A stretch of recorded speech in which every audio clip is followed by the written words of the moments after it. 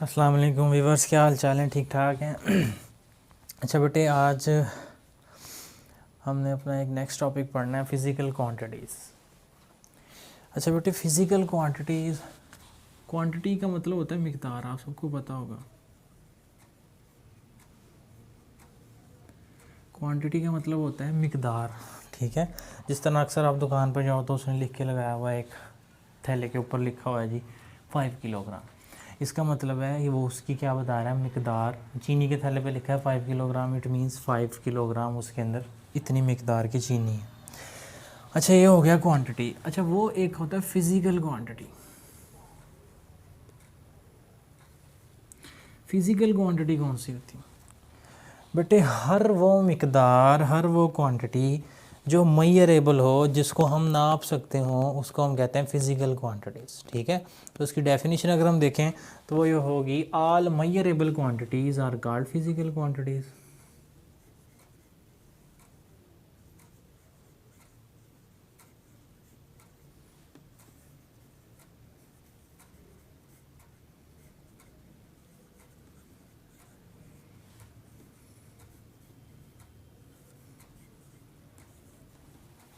ठीक है।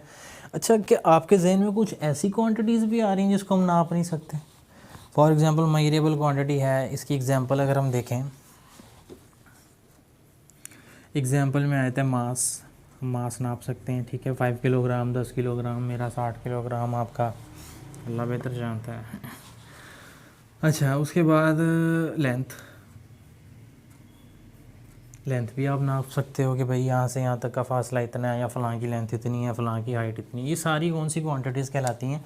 Physical quantities. अच्छा बेटे, आपके माइंड में कोई इस तरह की मिकदार आई है जिसको आप नाप नहीं सकते? नॉन फिज़िकल क्वांटिटीज़ कोई होती हैं ऐसी? कुछ बच्चे कहते हैं सर जी हम सर पे बाल गिन नहीं सकते, तो ये नॉन फिज़िकल क्वांटिटी होगी? नहीं, गिन सकते हैं ना हम अपने सर पे बाल तो नहीं गिन सकते, लेकिन किसी और के कुछ बाल गिनने हो, कुछ भी गिनना हो, तो हम शायद आगे आ जाए कोई इस तरह की, उसको हम गिन सकते हैं। से चलो सर पे बाल नहीं गिन सकते, एक टोकरी में सेब पड़े हैं वो तो गिन सकते हैं ना। अच्छा बेटे, एक मेरी चोट लगती है, अल्लाह ना करे आपके भी ना, मेरे भी ना लगे, आपके भी ना लगे, किसी बंदे की चोट लगती है, वो कहते हैं यार मेरे ना दर्द हो रहा है।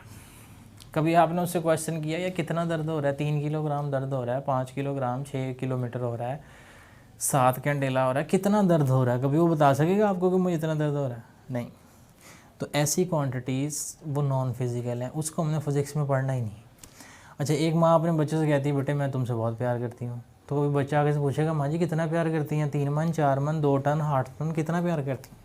तो वो भी नहीं बता पाएगी, उसके पास कोई जवाब नहीं होगा। तो ये सारी क्वांटिटीज़ नॉन मेजरेबल हैं।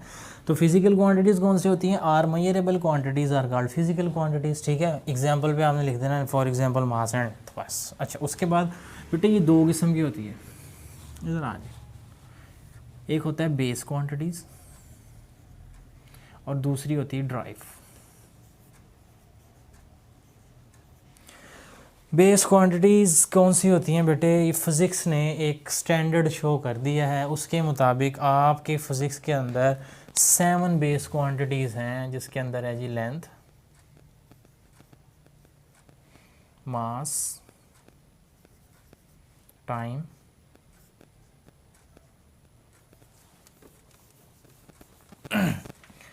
One, two, three.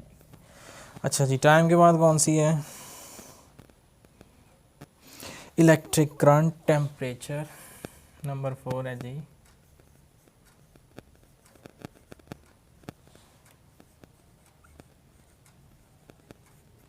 Current, 5 temperature,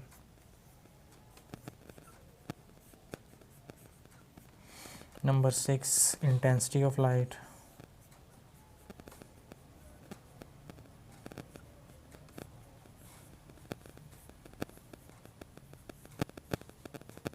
और number 7 amount of a substance.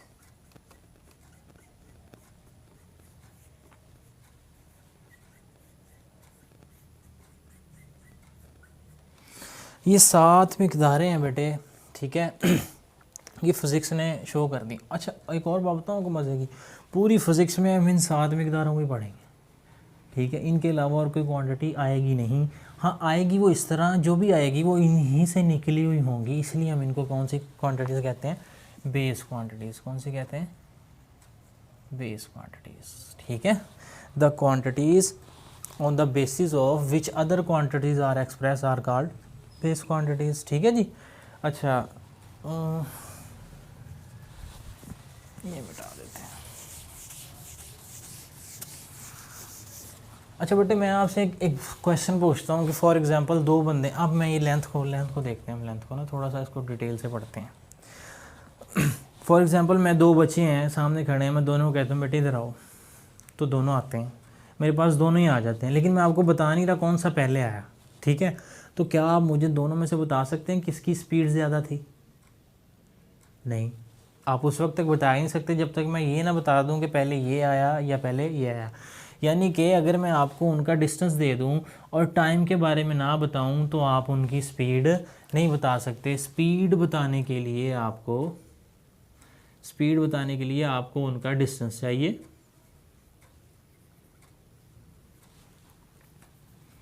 और टाइम चाहिए।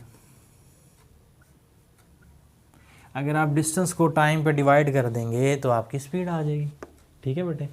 अच्छा अब देखें स्पीड कहाँ से आई है, हमने किसी जिस्म के डिस्टेंस को उसके टाइम में, यानी कि जितना डिस्टेंस उसने जिस टाइम में कवर किया हमने उस टाइम पे डिवाइड कर दिया तो हमारे पास स्पीड आ गई। और स्पीड कहाँ से आई, डिस्टेंस और टाइम को डिवाइड करने से। तो ये स्पीड कहलाती है ड्राइव क्वांटिटी। क्या कहलाती, डिराइव।